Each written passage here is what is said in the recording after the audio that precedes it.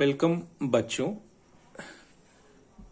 जो विद्यार्थी 2022 में हायर सेकेंडरी की परीक्षा देने जा रहे हैं उनको हमेशा यह ध्यान में रखना चाहिए कि इतिहास विषय में जो शॉर्ट क्वेश्चन है जो 40 नंबर का आता है और ये 40 नंबर दो भागों में डिवाइड रहता है, जैसे 24 नंबर का एमसीक्यू और 16 नंबर का एसएक्यू। तो हम शॉर्ट क्वेश्चन जितना अधिक कर पाएंगे उतना अधिक स्कोरिंग होने के चांसेस रहते हैं।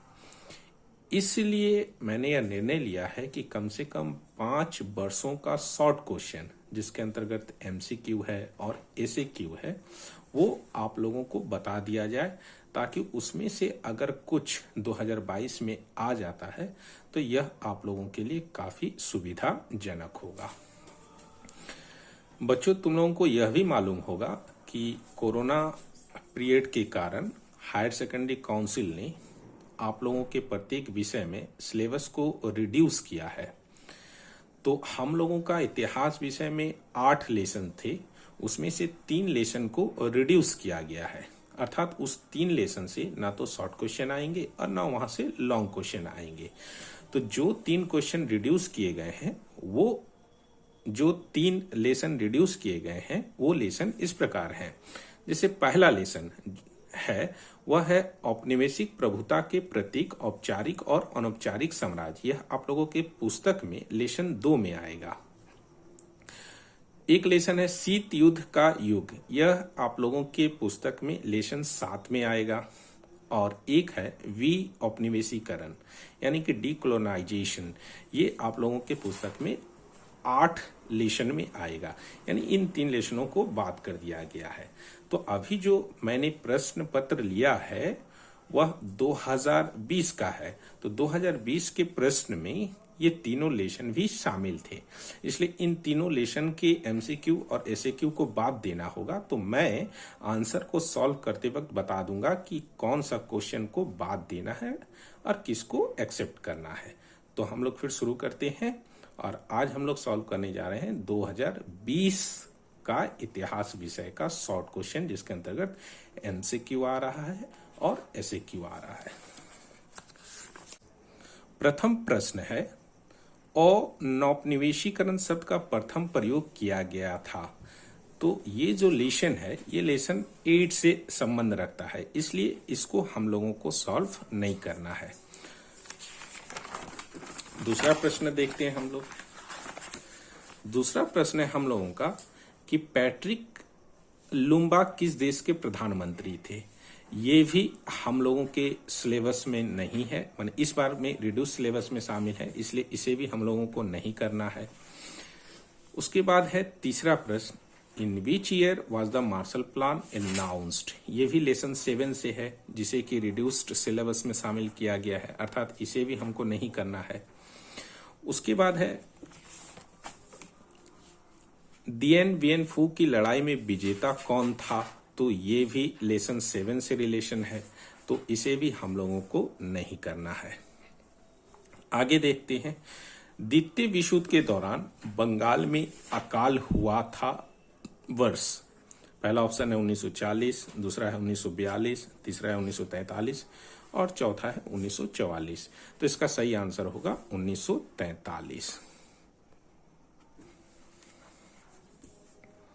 यानी कि सी। अगला प्रश्न देखते हैं हम लोग। अगला प्रश्न है कि किस महिला स्वतंत्रता सेनानी को गांधी बूढ़ी के नाम से जाना जाता है। ऑप्शन है सरोजनी नायडू, मातंगनी हाजरा, एनी बेसेंट और कल्पना दत्त। तो इसका आंसर होगा मातंगनी हाजरा। इसके संदर्भ में बता दूं कि 1942 ईस्वी में जब गांधी जी के द्वारा भारत छोड़ो आंदोलन चलाया गया तो उस समय मिदनापुर के तामलुक प्रांत में एक जुलूस का नेतृत्व कर रही थी मातंगनी हाजरा। उसी समय वो एक गोली के द्वारा मारी गई थी और इसलिए उन्हें बूढ़ी गांधी के नाम से जाना जाता है। तो ऑप्शन हो गया बी। अगला प्रश्न है तत्वबोधिनी पत्रिका के संपादक कौन थे। तो पहला ऑप्शन है राजा राम मोहन राय, दूसरा है विद्यासागर, तीसरा है अक्षय कुमार दत्ता और चौथा है भूदेव मुखोपाध्याय। तो इसका आंसर होगा अक्षय कुमार दत्ता। ये पत्रिका का संपादन 1843 ईस्वी में हुआ था और इसके संपादक अक्षय कुमार दत्ता थे और इस पत्रिका का मुख्य उद्देश्य था सत्य को खोजना और सत्य का प्रचार करना। इसलिए इसका आंसर क्या हो गया? सी। अगला प्रश्न देखते हैं हम लोग। चीन में चतुर्थमई आंदोलन के संदर्भ में जियो गो नारे का क्या अर्थ है? पहला ऑप्शन है विदेशियों वापस जाओ, दूसरा ऑप्शन है देश की रक्षा करो, तीसरा है हमें बौद्धिक सुधार चाहिए, चौथा है चीन केवल चीनियों के लिए है। तो इसका सही आंसर है देश की रक्षा करो। तो हमारा ऑप्शन हो जाएगा बी। अगला प्रश्न है रैयतवाड़ी व्यवस्था का आरंभ कब हुआ था या कहाँ हुआ था? पहला ऑप्शन है पंजाब में, दूसरा दक्षिण भारत में, तीसरा बिहार में और चौथा बंगाल में। तो हम लोगों को तो मालूम है कि परमानेंट सेटलमेंट जो था वो बंगाल, बिहार और उड़ीसा में था और रैयतवाड़ी व्यवस्था जो थी वो दक्षिण भारत में लागू की गई थी। तो इसका आंसर हो गया बी।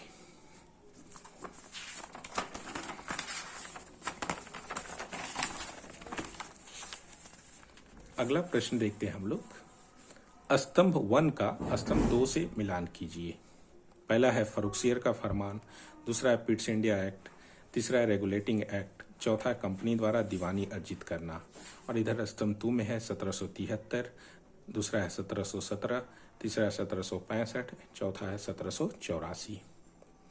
तो फर्रुखसियर का फरमान कब आया था? तो फर्रुखसियर का फरमान 1717 में आया था, यानी कि 1 का मैचिंग हो रहा है किससे? 1717 यहाँ पर हो रहा है। पिट्स इंडिया एक्ट कब आया था? तो पिट्स इंडिया एक्ट 1784 में आया था।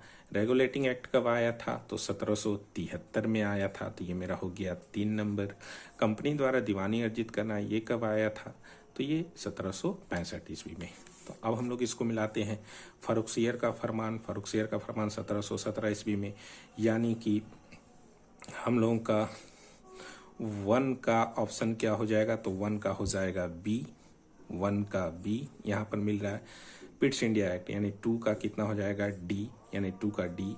और 3 का रेगुलेटिंग एक्ट यानी कि 1773 यानी 3 का हो जाएगा ए। और कंपनी द्वारा दीवानी अर्जित करना ये हो जाएगा 1765 यानी कि 4 का सी। तो इसका सही ऑप्शन है 1 का बी, 2 का डी, 3 का ए और 4 का सी, यानी कि ऑप्शन सी हमारा सही है। अगला प्रश्न देखते हैं। लाउरी का संग्रहालय कहाँ स्थित है? पहला ऑप्शन है फ्रांस, दूसरा है जर्मनी, तीसरा है इंग्लैंड और चौथा है हॉलैंड। तो इसका आंसर होगा फ्रांस, यानी कि फ्रांस में है, ऑप्शन ए। अगला प्रश्न। द ऑथर ऑफ रास तरंगिणी वाज? पहला ऑप्शन है विल्हन, दूसरा है कलहन, तीसरा है वानभट्ट और चौथा है कालिदास। तो इसका आंसर होगा कलहन, यानी कि कलहन ने रास तरंगिणी पुस्तक की रचना की और इसका विषय वस्तु कश्मीर का इतिहास है। यानी कि कश्मीर के इतिहास को अगर जानना है हमें तो कलहन की रास तरंगिणी पुस्तक का अध्ययन करना होगा।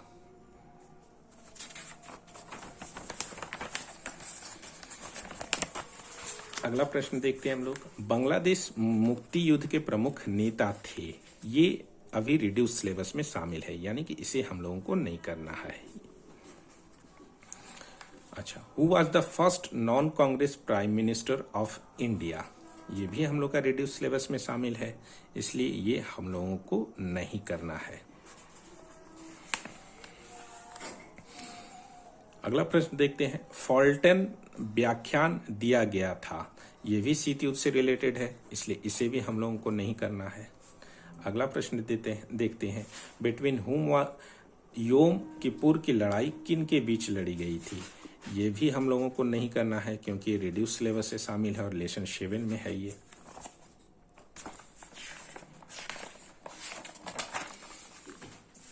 अगला प्रश्न देखते हैं हम लोग। किस वर्ष के 7 दिसंबर को जापान ने पर्ल हार्बर पर आक्रमण किया था? पहला ऑप्शन है 1941, दूसरा है 1942, तीसरा है 1943 और चौथा है 1944। तो इसका आंसर होगा 1941।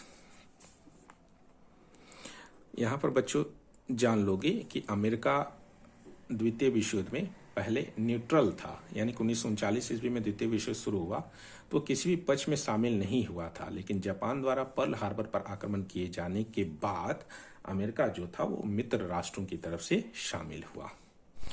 अगला प्रश्न देखते हैं हम लोग। स्तंभ 1 का स्तंभ 2 से मिलान कीजिए। स्तंभ 1 में है होची मिन, चाउ N lie, Sukarno, general Tojo.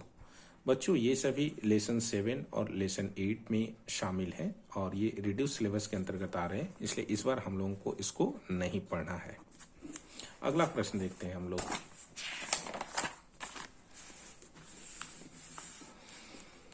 The Indian मुसलमान पुस्तक के रचयिता हैं। पहला ऑप्शन है सैयद अहमद खान, दूसरा है थियोडर बेग, तीसरा है विलियम हंटर और चौथा है मौलाना अबुल कलाम आजाद। तो इसका सही आंसर है विलियम हंटर, यानी कि ऑप्शन सी। अगला प्रश्न देख रहे हैं हम लोग। In which year was Poona pact signed, अर्थात पूना पैक्ट किस वर्ष हस्ताक्षरित हुआ था। पहला ऑप्शन है 1930, दूसरा है 1931, तीसरा है 1932 और चौथा है 1933। तो इसका सही आंसर है 1932, यानी कि ऑप्शन सी। अगला प्रश्न देख रहे हैं हम लोग। टिएनसिन की संधि कब हस्ताक्षरित हुई थी। पहला ऑप्शन है 1857, दूसरा है 1858, तीसरा है 1859 और चौथा है 1860। तो हम लोग का सही आंसर होगा ऑप्शन बी, यानी कि 1858 ईस्वी में। अगला प्रश्न देख रहे हैं हम लोग। आत्मीय सभा की स्थापना हुई थी। पहला ऑप्शन है 1815, दूसरा है 1816, तीसरा है 1817 और चौथा है 1818। तो आत्मीय सभा की स्थापना हुई थी 1815 ईस्वी में और इसकी स्थापना की गई थी राजा राम मोहन राय के द्वारा, यानी कि इसका सही ऑप्शन हो गया ए। नेक्स्ट प्रश्न देख रहे हैं हम लोग।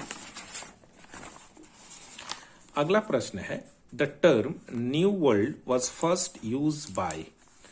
नई दुनिया शब्द का प्रथम प्रयोग किया गया था किसके द्वारा।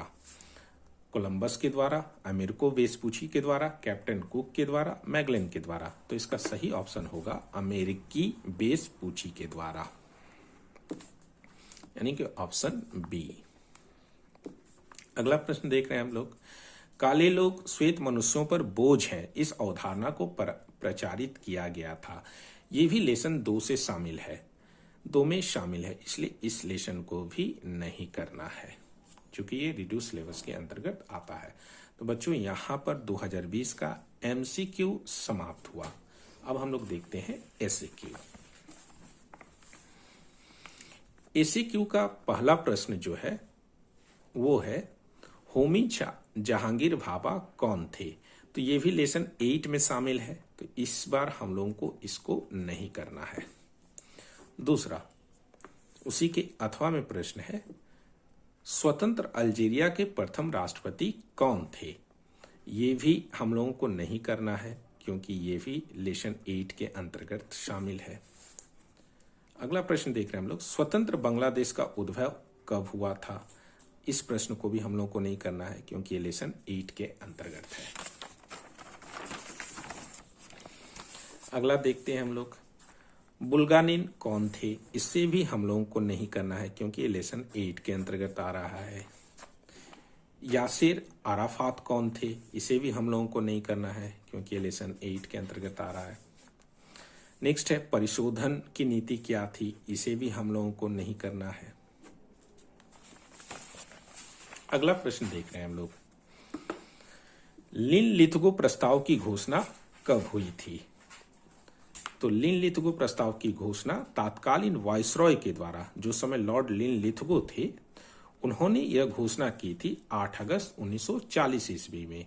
चूंकि यह घोषणा उनके द्वारा की गई थी इसलिए इस प्रस्ताव का नाम पड़ गया था लिन-लिथगो प्रस्ताव। इस प्रस्ताव का मुख्य उद्देश्य यह था कि द्वितीय विश्व युद्ध के समय भारतीयों को प्रसन्न करना और उन्हें द्वितीय विश्व युद्ध में राजी कराने का प्रयास करना। अगला प्रश्न देखते हैं हम लोग। किस जहाज में नौसैनिक विद्रोह की शुरुआत हुई। तो नौसेना विद्रोह का शुरुआत जो था वो 18 फरवरी 1946 ईस्वी में हुआ और इस विद्रोह का प्रारंभ मुंबई के तलवार नामक जहाज में हुआ। अगला प्रश्न देखते हैं जो कि प्रश्न संख्या 6 के अथवा में है। एशिया वासियों के लिए एशिया नारे का उद्देश्य क्या था? तो यहां पर हम लोग को सबसे पहले ये याद रखना है कि एशिया वासियों के लिए एशिया यह नारा जापानियों के द्वारा दिया गया था। जापान पूर्वी एशिया में यूरोपीय शक्ति के विरुद्ध अपना आधिपत्य स्थापित करना चाहता था, अर्थात यह जापान की साम्राज्यवादी नीति का परिचायक था। फिर से ध्यान रखना है कि यह नारा जापानियों द्वारा दिया गया था। जापान पूर्वी एशिया में यूरोपीय शक्ति के विरुद्ध अपना आधिपत्य स्थापित करना चाहता था। अगला प्रश्न है 7 number, what was the Shimla deputation? Shimla प्रतियोजन क्या था? तो हम लोग को तो मालूम है कि हिमाचल प्रदेश की राजधानी जो है वो शिमला है। 35 मुस्लिम सदस्यों का एक प्रतिनिधि मंडल 1906 ईस्वी में तत्कालीन वायसरॉय लॉर्ड मिंटो के समक्ष अपना डेपुटेशन प्रस्तुत करती है और उस समय लॉर्ड मिंटो शिमला में थे, जिसमें मुस्लिमों को भी भारतीय राजनीति में शामिल करने की बात रखी गई थी। इसी के फलस्वरूप एक नए दल मुस्लिम लीग की स्थापना हुई। यानी 1906 ईस्वी में 35 मुस्लिम सदस्यों का एक प्रतिनिधि जो तत्कालीन वायसरॉय लॉर्ड मिंटो के समक्ष अपना डेपुटेशन प्रस्तुत करता है, उसी को हम लोग शिमला डेपुटेशन के नाम से जानते हैं। और इस डेपुटेशन के फलस्वरूप ही एक नए दल की स्थापना होती है और उस दल का नाम था मुस्लिम लीग। अगला प्रश्न देखते हैं हम लोग। लखनऊ समझौता किनके बीच हस्ताक्षरित हुआ था? तो लखनऊ समझौता 1916 ईस्वी में हुआ था और यह कांग्रेस और मुस्लिम लीग के बीच में हुआ था। यानी 1916 ईस्वी में यह कांग्रेस और मुस्लिम लीग के बीच में। अगला प्रश्न, विधवा पुनर्विवाह आंदोलन के मुख्य सूत्रधार कौन थे? तो इसका आंसर है ईश्वरचंद्र विद्यासागर। इन्हीं के प्रयास के फलस्वरूप विधवा पुनर्विवाह कानून पारित हुआ था और उस समय भारत के गवर्नर जनरल थे लॉर्ड डलहौजी। इसे भी हम लोग को याद रखना होगा। नेक्स्ट है, who was the founder of Satyashodhak सभा? तो सत्यशोधक सभा की स्थापना किसने की थी? तो सत्यशोधक सभा की स्थापना की थी ज्योतिबा फुले ने। इस सभा का उद्देश्य था दलितों को आत्मनिर्भर बनाना। अगला प्रश्न हम लोग देखते हैं और प्रश्न है, वुड का घोषणा पत्र क्या था? उत्तर होगा 1854 ईस्वी में चार्ल्स वुड ने भारत में शिक्षा के लिए एक रिपोर्ट प्रस्तुत की जिसे वुड्स डिस्पैच के नाम से जाना जाता है। इसे भारतीय शिक्षा का मैग्ना कार्टा भी कहा जाता है। यानी लॉर्ड डलहौजी ने चार्ल्स वुड को शिक्षा के क्षेत्र में एक रिपोर्ट तैयार करने के लिए कहा था और 1854 ईस्वी में चार्ल्स वुड ने इस रिपोर्ट को तैयार किया था। इसलिए इस घोषणा पत्र का नाम वुड्स घोषणा पत्र हो गया था। अगला प्रश्न देखते हैं हम लोग, आर्य समाज के संस्थापक कौन थे? तो आर्य समाज के संस्थापक थे स्वामी दयानंद सरस्वती और इसकी स्थापना हुई थी 1875 ईस्वी में। हम लोग को दोनों चीज याद रखना होगा कि प्रश्न क्या पूछेगा, कोई ठीक नहीं है। इसके अथवा में प्रश्न है, बक्सर प्रोटोकॉल किनके बीच हस्ताक्षरित हुआ था? तो बक्सर प्रोटोकॉल चीन और यूरोपीय शक्तियों के बीच 7 सितंबर 1901 ईस्वी में हस्ताक्षरित हुआ था। अगला प्रश्न देख रहे हैं हम लोग, भारत में रेल मार्ग की स्थापना सर्वप्रथम किन दो स्थानों के बीच हुई थी? स्थान पूछा जा रहा है, अर्थात किन दो स्थानों के बीच में? तो बंबई और थाने के बीच में। और प्रथम रेल कब चली थी? 1853 ईस्वी में। तो किसके शासनकाल में चली थी या उस समय गवर्नर जनरल कौन था? तो लॉर्ड डलहौजी था।